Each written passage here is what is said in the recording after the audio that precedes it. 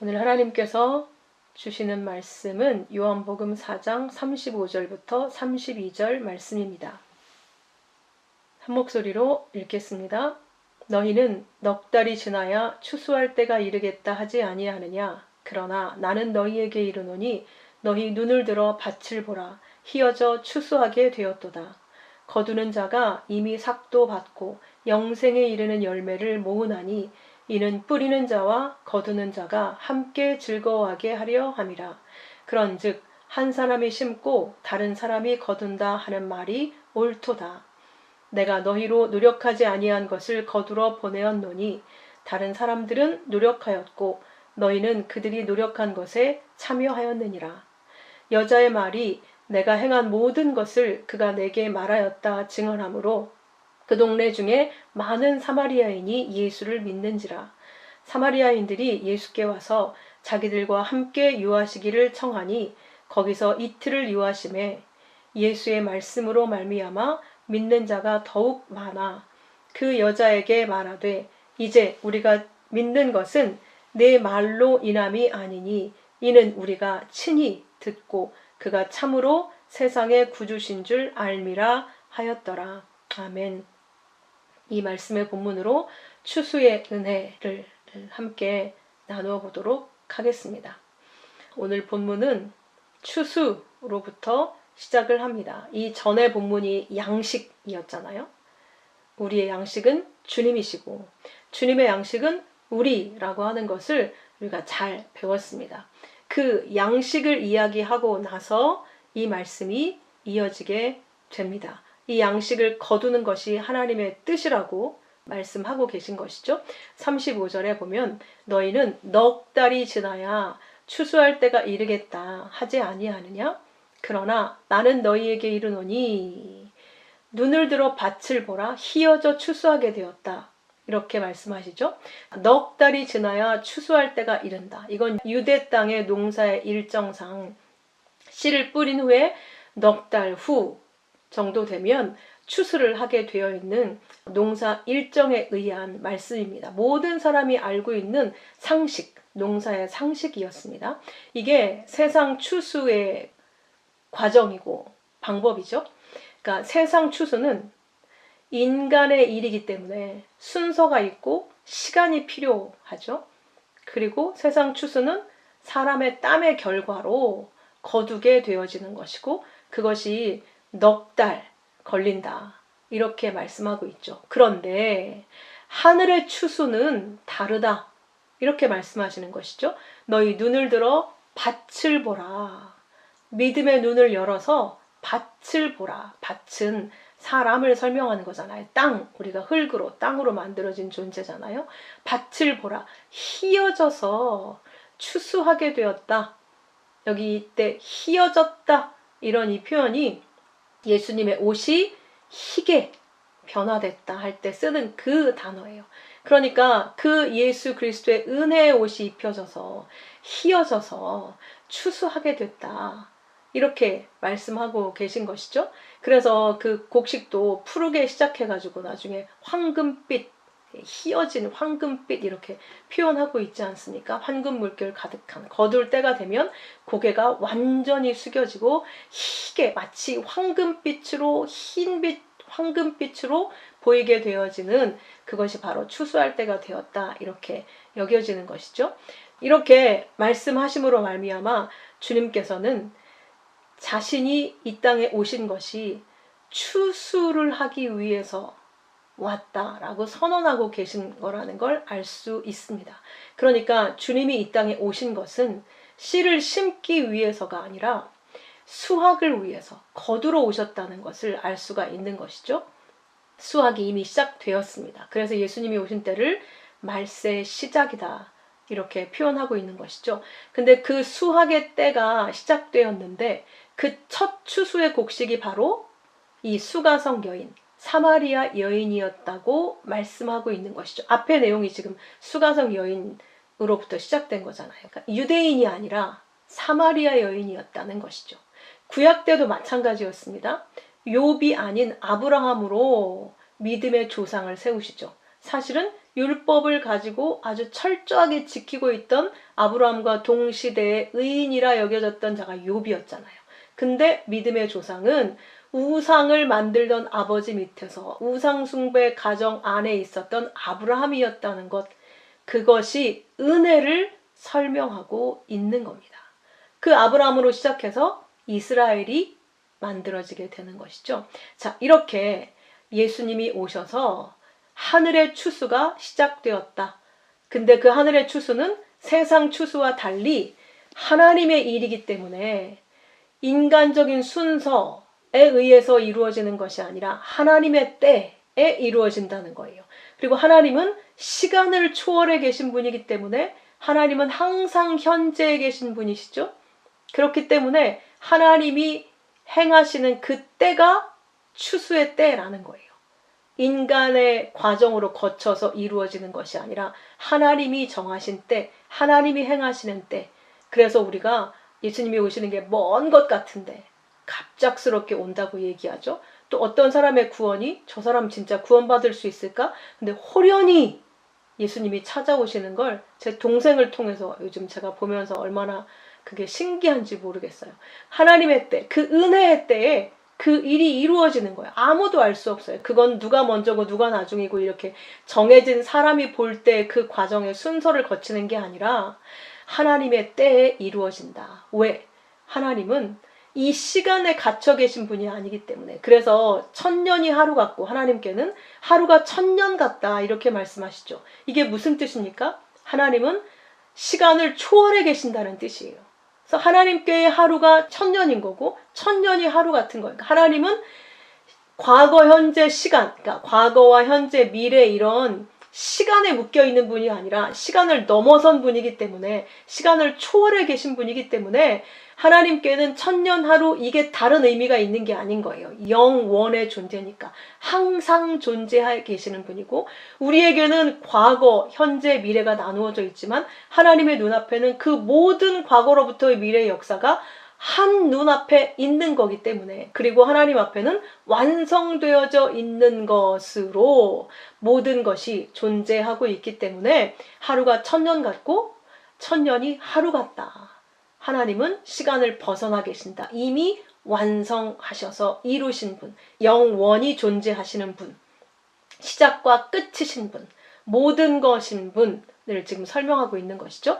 반면에 인간의 날은 어떠한가? 시편 39편 5절에 보면 주께서 나의 날을 한 뼘 길이같이 되게 하시매 우리의 수명이 겨우 한 뼘이래요. 나의 일생이 주 앞에 없는 것 같사오니 사람은 그가 든든히 서 있을 때에도, 자리 잡고 이 세상에서 우뚝 서 있을 때에도 진실로 모두 허사뿐이니이다. 시편 144편 4절에는 사람은 헛것 같고 그의 날은 지나가는 그림자 같으니이다. 어제까지 있던 사람이 오늘 없어져 있잖아요. 우리는 그림자예요. 안개예요. 헛것이에요. 아무것도 아닙니다. 티끌입니다. 우주의 먼지예요. 시편 62편 9절에는 아 슬프도다. 사람은 입김이며, 이 입김이 헤벨, 텅빔, 공허이며 인생도 속임수니 거짓이니 저울에 달면 그들은 입김보다 가벼우리로다. 이 인생 역사가 저울에 달면 입김보다 가볍대요. 다시 말하면 덧없다, 텅 비어있다, 공허다. 이 땅의 모든 물질은 원자로 구성되어 있다고 했잖아요. 텅 비어있다고 했잖아요. 우리가 그걸 보고 있잖아요. 이사야 40장 17절에 보면 그래서 기자가 이렇게 이야기합니다. 그의 앞에는 모든 열방이 아무것도 아니라 그는, 하나님은 그들을 없는 것 같이 빈 것처럼 여기시느니라. 하나님의 눈앞에 날고 기는 이 세상에 어떤 누구도, 어떤 강대국, 어떤 권력을 갖고 있는 자도 텅 빈 것, 아무것도 아닌 것처럼 보이신다는 거예요. 당연히 그렇죠. 티끌에 불과한 그들은 하나님 눈앞에 없는 겁니다. 그 헛된 존재가 우리인데, 존재라고도 할 수 없는 것이 우리인데, 그런 우리에게 관심을 두시고 죄라는 것을 율법으로 알게 해주셔서 훈계하시면서 십자가, 그리스도의 십자가로 인도하셔서 생명을 주셔서 우리를 존재로 만드셨다. 하나님의 영원 속으로 우리를 끌어들이는 그런 은혜를 베푸셨다. 이게 얼마나 놀라운 일이겠습니까? 여러분, 인간이 아무리 대단하다 한들 우주의 먼지를 가지고 이런 사람으로 만들 수 있겠습니까? 더구나 하나님과 관계하는, 하나님의 은혜를 입는, 하나님과 소통하는 그런 존재로 만들 수 있겠습니까? 우리가 만들어내는 것은 겨우 깡통, 로봇 그런 거에 불과한 거예요. 전기 없으면 고철인 거. 그러면서 굉장한 줄 알죠, 자기들이. 이게 인간의 자기가 누구인지 모르고 하는 하나님 앞에서 정말 까불고 있는 교만입니다. 그런데 그 티끌과 같은 없는 그 존재를 하나님의 생명을 불어넣어서 하나님과 영원히 함께하는 하늘적 존재로 만드신 그 은혜의 첫 수혜자가 바로 수가성 여인이었던 거죠. 상징적인 거예요, 사실. 상징적인 인물이 바로 이 수가성 여인인 겁니다. 그 여인을 시작으로 수가성 사람들이 믿게 되잖아요. 그래서 예수님이 희어져 추수하게 되었다. 이제 이들을 거두어야겠다. 이렇게 말씀하시는 거예요. 이제 내가 추수 시작한다. 이제 말세의 시작이다. 추수면 이제 끝이 다가온 거잖아요. 그러니 추수할 일꾼을 보내달라고 요청하라고 누가복음 10장 2절에서 말씀하고 있지 않습니까? 너희는 주인에게 청해서 추수할 일꾼들을 보내달라고 기도해라. 다 지금 익었다. 수확을 해야겠다.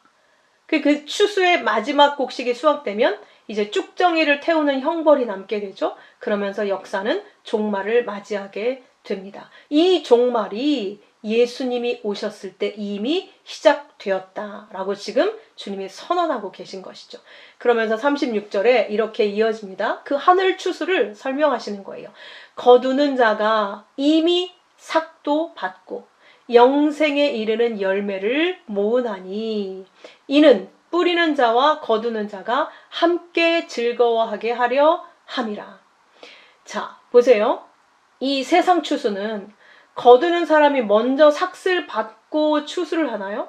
아니죠. 거두는 사람이 먼저 씨를 뿌리지 않고 추수를 할 수 있는 방법은 없어요. 열매를 거두는 일이 이 땅에는 있을 수 없으니까. 그런데 하늘의 추수법은 완전히 반대인 거예요. 거두는 자가 삭슬 먼저 받는데요. 먼저. 이 삭시라는 건 무엇입니까? 영생. 그가 곡식으로 먼저 나야, 영생을 먼저 입어야 우리에게 주시는 그 상이 바로 영생이라고 말씀하셨잖아요. 그러니까 거둔다, 추수를 하는 자는 반드시 먼저 영생이라고 하는 그 상, 삭슬 받은 자여야 된다는 것이죠. 그걸 안 받은 자가 어떻게 영생에 이르는 열매를 모으겠습니까? 그러니까 그 상을 먼저 받은 자가 영생에 이르는 열매를 모으나니 그가 거둔다는 거죠. 영생에 이르는 열매를. 근데 이 열매를 모은다고 할 때 이 쉰하고라는 단어가 함께 오다, 받아들이다, 회집하다, 소집하다 이런 뜻이거든요.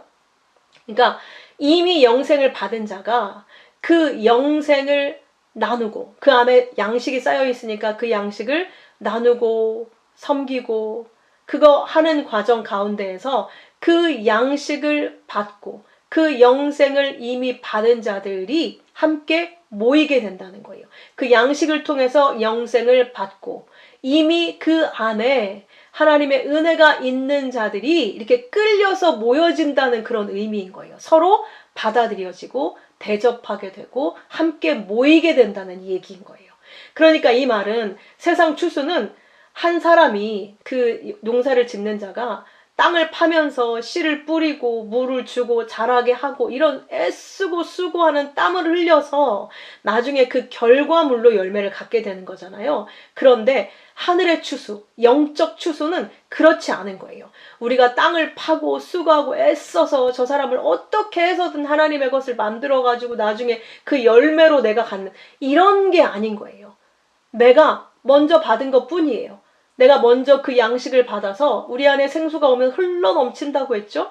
그 흘러넘치는 생수를 통해서 누가 또 해결을 하고 배고픔을 해결하고 그렇게 생명의 양식을 나누어 먹음으로 말미암아 그것이 진짜 양식인 줄 아는 하나님의 백성들이 이게 진짜 진리이구나. 이게 진짜 나를 살리는 양식이구나. 우리 아버지 그 메시아가 진짜 이 주님이시구나 라는 것을 깨달아 알게 된 자, 그 주님을 간절히 기다리고 찾고 있던 자들이 그것을 받아들이고 서로가 대접하고 발을 씻어주고 섬기며 하면서 함께 모여지게 되더라는 거예요.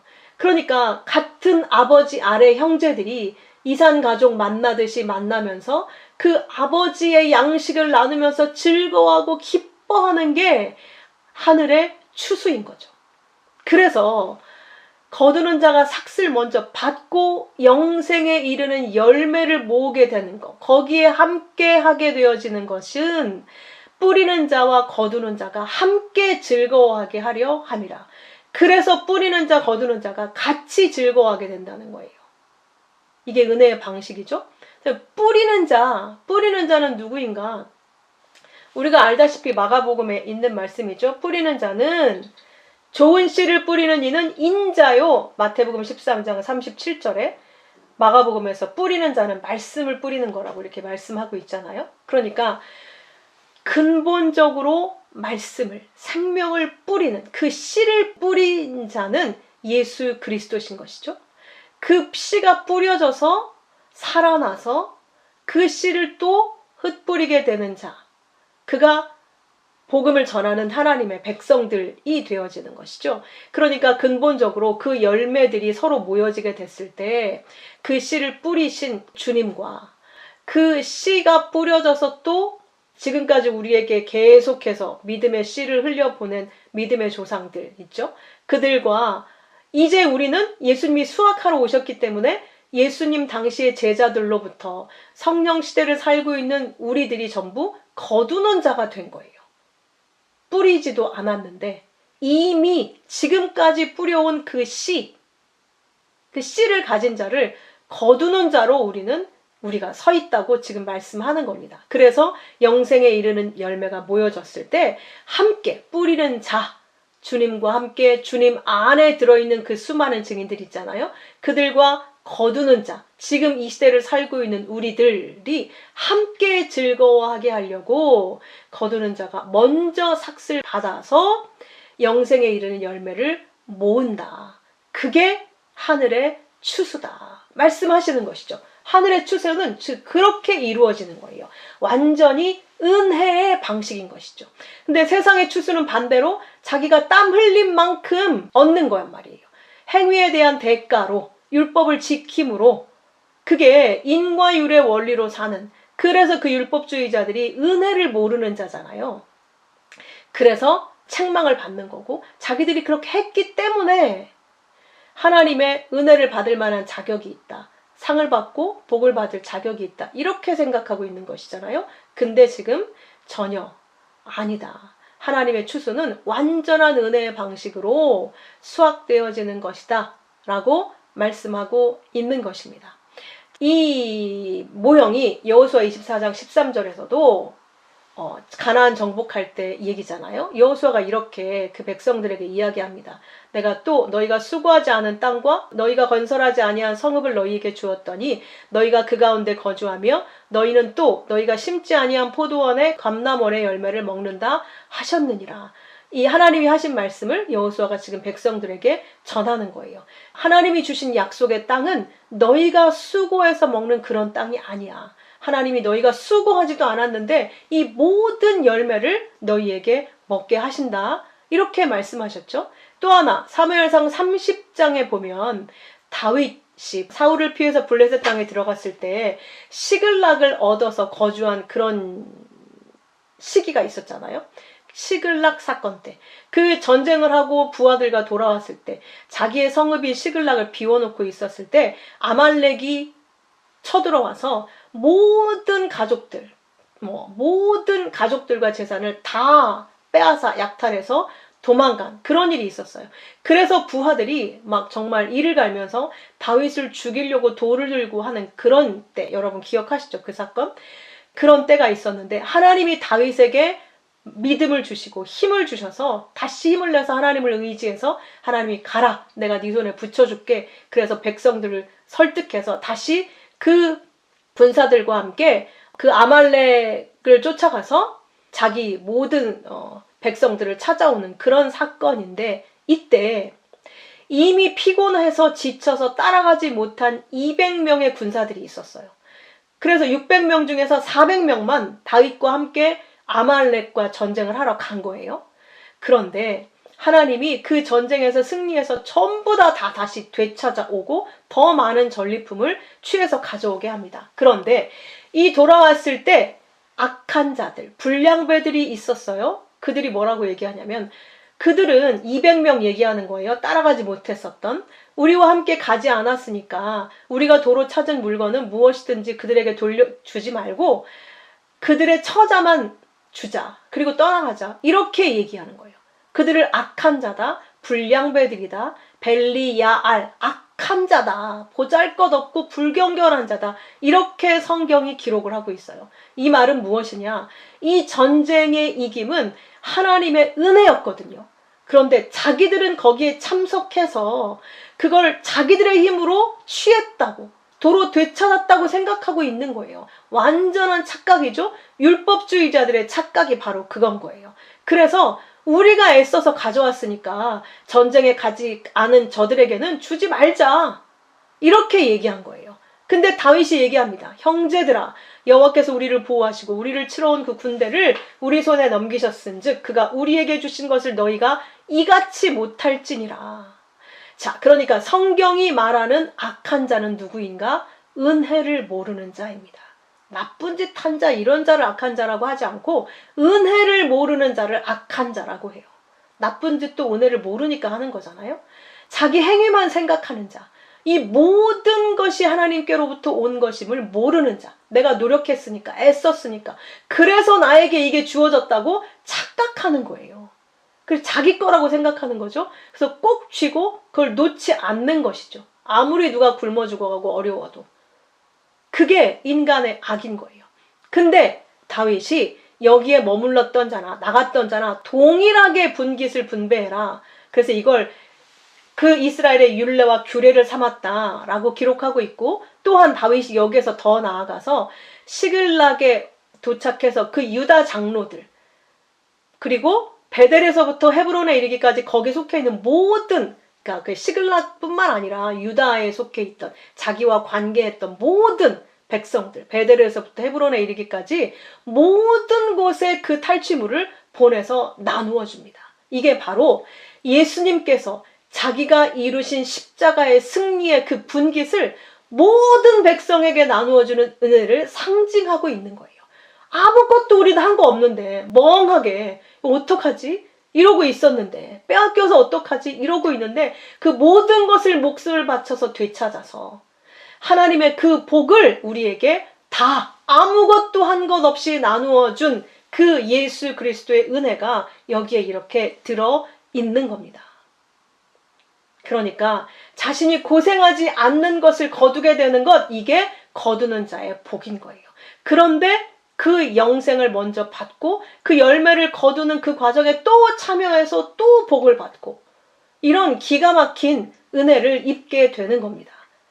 그래서 거두는 자가 먼저 양식을 받아서 그 양식을 공유하게 돼서 수많은 열매들이 맺혀지게 되는 것, 그래서 뿌리는 자와 함께 거두는 자가 기뻐하는 수확이 바로 하늘의 추수다. 그걸 추수의 은혜라고 하는 겁니다.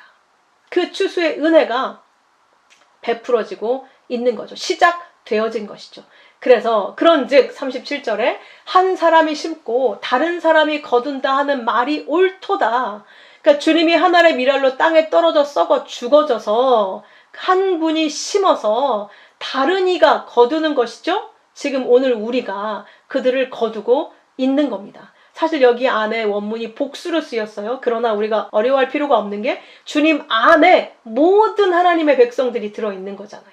그래서 그들이 또 주님을 증거하는 심는 자들이 된 거잖아요. 그러니까 심는 자들이 따로 있었어요. 그러니까 구약의 선지자들, 세례, 요한, 그리고 그들을 다 품고 있는 이들이 다 예수 그리스도를 상징하고 있었는데, 결정적으로 예수께서 친히 하늘의 미랄로 십자가에 죽으셔서 우리에게 자기의 생명을 심어 넣으셨습니다. 그래서 우리는 그 생명이 심겨진 자를 거두고 있는 거란 말이죠. 내가 너희로 노력하지 아니한 것을 거두러 보내었노니, 너희가 노력하지 않은 걸 거두게 보낸 거야. 그러니까 너희가 노력해서 거두는 게 아니야. 애써서 거두는 게 아니야. 이 노력했다는 말이 코피아오거든요. 근데 몸이 부서질 정도로 기진맥진할 정도로 애쓰는 수고를 얘기해요. 그러니까 예수님이 십자가에서 완전히 몸이 부서졌잖아요. 죽어버리셨잖아요. 그 수고를 이야기하는 거예요. 구약의 선지자들이 복음 전하면서 회개해라. 그리고 그들의 죄를 책망하고 지적했고 하나님의 멸망을 선언하니까 그냥 죽여버리고 때리고 막 그 모든 핍박을 가했잖아요. 요한도 목이 잘려서 죽게 됐죠. 그렇게 애쓰고 수고해서 지금까지 심겨져 왔어요. 그것이 예수 그리스도의 죽음을 상징하는 것이었어요.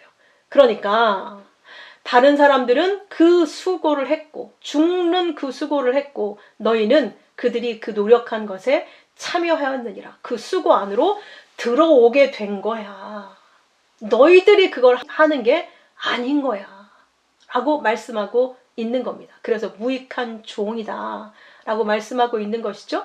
그 거두는 자들로 부르심 받은 자들이 이 당시에 예수님의 제자들이었고, 오늘 성령 받은 우리들을 이야기하고 있는 겁니다. 그래서 우리들을 통해서 그 복음을 받아서 열매가 되어질 자, 영생의 열매들을 위해서 주님이 요한복음 17장에서 그들을 위해서도 미리 다 기도하셨다는 것이 증거가 되어져 있습니다. 제가 비옵는 것은 이 제자들, 이들만이 아니라 그들의 말로 나를 믿는 사람들도 위함이니, 아버지께서 내 안에, 내가 아버지 안에 있는 것처럼 그들도 다 하나가 돼서 우리 안에 있게 하사 세상으로 아버지께서 나 보내신 것을 믿게 하옵소서. 우리의 믿음을 위해서 주님께서 기도하셨다는 거예요. 그래서 바울이 그걸 너무너무 잘 알게 되었기 때문에 고린도전서 9장 23절에서 내가 복음을 위해 모든 것을 행함은, 모든 수고를 행함은 복음에 함께 참여한 자가 되고자 함이라. 그게 복음에 함께 참여한 자다. 그게 내가 열매라는 증거다. 이 말인 것이죠. 그러므로 이렇게 복음은 반드시 열매를 내게 되고 열매를 거두게 된다는 것을 말씀하고 있습니다. 100배, 60배, 30배의 결실을 낸다. 최소한이 30배인 거예요. 물론 다 같은 의미이지만 결코 혼자로 끝나는 법은 없습니다. 그래서 요한복음 12장 24절에 한 알의 밀알이 땅에 떨어져 죽지 않으면 한 알 그대로 있고 죽으면 많은 열매를 맺느니라. 한 알 그대로 있어. 죽으면 많은 열매를 맺어. 예수님이 죽으심으로 우리 이 어마어마한 하나님의 백성들이 나오게 됐잖아요. 근데 만약에 안 죽으셨다. 그럼 예수님 한 분인 거예요. 마찬가지로 이걸 비유로 설명해 준 게 한 알 그대로 있다라는 게 무엇이냐. 한 달란트, 달란트의 비유, 문화의 비유가 바로 이 얘기를 하고 있는 거예요. 복음의 씨를 받았어요. 달란트. 우리가 살게 하는 그 귀한 재물, 그게 하늘의 재물이 바로 하나님의 말씀이라는 달란트잖아요. 그걸 받아서 내 안에 그것이 풍성한 양식이 돼서 내 안에 이게 생명으로 자라났으면 당연히 또 다른 생명이 나와야 되죠. 우리가 결혼을 해서 아이를 낳게 될 수 있는 이유는 내 안에 그 생명의 씨가 있다는 증거잖아요. 근데 그 씨가 없으면 애를 낳을 수가 없어요. 그러니까 그 씨앗이 내 안에 들어와서 살아있다 라는 증거가 5배, 10배, 100배로 남기는 걸로 나온다는 얘기인 거예요. 근데 그걸 나만을 위해 썼어. 와, 이 복음, 나를 잘 살게 하고 복 주고 좋은 이 복음을 나만을 위해서 꼭 붙들고 수건에 꼭 싸고 나만 갖고 있어. 땅에 묻어놨어요. 그들은 어떻게 된다? 복음을 자기만 먹고 자기 목숨을 사랑하고 자기를 훌륭하게 만들고 자기를 존경스럽게 만들고 자기를 사랑하는 것으로 사용한 자는 그들의 생명을 잃어버릴 것이요. 이렇게 말씀하셨어요. 너희가 생명을 얻고자 하느냐? 그는 잃어버릴 것이요. 그건 살아있는 생명의 씨가 아니라 그 씨가 죽어있기 때문에 그런 거예요. 그러니까 더 이상 열매가 없는 거예요. 자라나지 않고 나누어지지 않고, 그래서 열매를 맺어낼 수 없는 거죠. 열매를 볼 수가 없는 거죠. 근데 한 알의 밀알이 땅에 떨어져 죽는다는 것은 그러면 무엇인가? 내가 죽는다는 건 내 생명을 미워하는 거잖아요. 자기 목숨을 사랑해서 자기를 구원하는 것, 그건 내가 시퍼렇게 살아있는 거예요. 한 알의 밀알이 땅에 떨어져 죽지 않고 자기를 지키고 있는 거예요. 그건 죽지 않은 거죠. 근데 그게 진짜 죽는 거란 말이에요. 근데 그 생명의 씨, 예수라는 씨가 내 안에 들어오니까 그 예수라는 씨가 너무 귀하고 그 예수라는 씨로 인해 내가 살아났다는 걸 알게 되니 이제 내가 더 이상 나를 위해 살지 않게 되고 예수를 위해 살게 되는 거예요. 예수의 사랑이 너무 귀하고 예수의 사랑을 자랑하고 싶고 알리고 싶고 그래서 살리고 싶고, 이래서 더 이상 지금까지 내가 이 땅에서 나 잘 살려고 애쓰고 살았는데 이게 배설물처럼 버려지고 예수를 위해 살게 되는 거예요. 왜? 그만큼 그 예수 그리스도의 은혜에 감격하게 되고, 내가 어떻게 이 생명을 받아서 하늘적 존재 하나님의 아들이라 불리게 되었는지 그걸 감당할 수 없으니 그 생명을 나 혼자 받고 끝날 수 있겠습니까? 그럴 수는 없는 거예요. 이게 예수라는 살아있는 씨로 들어왔다면, 예수는 한 알의 밀알로 죽은 자기 때문에 그 씨가 그대로 들어온 게 맞다면, 율법의 씨로 들어왔다면 죽어서 자기 혼자 숨겨놓고 있다가 결국 자기도 죽게 되겠죠, 율법의 심판으로. 근데 그게 살아서 생명력 있게 살아나서 살리더라는 거예요. 나를 살리고 또 누군가를 살리고. 그게 예수를 증거하는 것이라는 거죠. 그러니까 아무도 예수의 복음을 받으면 자기를 위해 사는 자가 없더라, 복음을 위해 살더라, 이걸 얘기하고 있는 겁니다.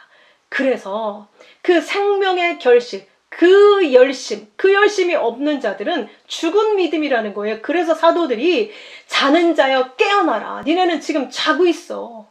니네는 지금 죽어 있어. 깨어나야 돼. 자다가 깰 때다. 주인이 언제 돌아오실지 모르니까 그 수건으로 싸들고 있는 그거 이제 펴서 남겨라. 일해라. 수고해라. 복음을 위해 살아라. 너를 위해 살면 너는 죽은 씨야. 죽는 거야. 네 씨가 진짜 살아있다는 것을 네가 눈으로 목격해야 하지 않겠냐. 그걸 말씀하시는 거예요. 그래서 예수님도 내가 다시 올 때 이 양식을 나누어주는 그 지혜로운 자가 있겠느냐. 그들이 진짜 지혜로운 자다 라고 말씀하고 있는 겁니다. 그게 바로 주님이 우리에게 기대하시는, 하나님이 가장 기뻐하시는 일인 거예요. 이 세상 모두는 다 썩어질 것에 정신없이 자기 시간과 물질을 투자하고 자기 몸을 갈아넣고 있는데, 하늘의 백성들은 거저 그 받은 은혜를 흘려보내면서 더 많은 가족들이 생겨나서 하나님의 나라가 겨자씨가 자라서 큰 나무를 이루듯이 그 풍성한 하나 된 하나님의 가족들, 그 나라를 보게 되더라는 거예요. 그게 너무 행복한 거예요. 그걸 볼 때는 행복하고 이 세상 멸망해서 죽어있는 것을 볼 때는 정말 마음이 또 안타깝고 그런 겁니다. 그게 안 보이면 어떻게 되겠습니까? 그건 하나님의 백성, 이 안에 들어와 있는 씨가 살아있는 거라고 할 수가 없는 것이죠. 그래서 이 말씀에 대한 그림이 오늘 이 사마리아 여인의 이야기로 또 결론을 맺게 되는 겁니다. 39절에 여자의 말이 내가 행한 모든 것을 그가 내게 말하였다 증언하므로 그 동네 중에 많은 사마리아인이 예수를 믿는지라. 그러니까 이 사마리아 수가성 사람들이 예수를 믿게 된 그 근본의 원인은 수가성 여인에게 있었어요. 수가성 여인이 예수의 말씀을 듣고 이분이 메시아라는 걸 알았어요. 왜? 나에 대해서 다 알고 있었거든요. 도대체 나에 대해서 모든 걸 알고 있을 수 있는 자가 세상에 누가 있습니까? 예수님이니까 가능한 거예요. 하나님이시니까. 그걸 아는 거예요, 이 여자가. 아, 이분이 메시아구나. 이분이 나를 지으신 분이구나. 이분이 나를 구원하실 수 있는 유일한, 내가 지금까지 기다려왔던 진짜 남편이 이분이구나. 진짜 보호자가 이분이구나. 그걸 아는 거예요. 그래서 그 얘기를 한 거예요. 아직까지 이 예수님 메시아는 이 사마리아 여인의 메시아인 거예요. 근데 그 얘기를 듣고 그 진짜야? 그럼 진짜 메시아가 오신 거야? 그 얘기를 듣고 예수를 믿었다고 하지만 아직 이 사마리아인들은 자기들의 메시아는 아닌 거죠.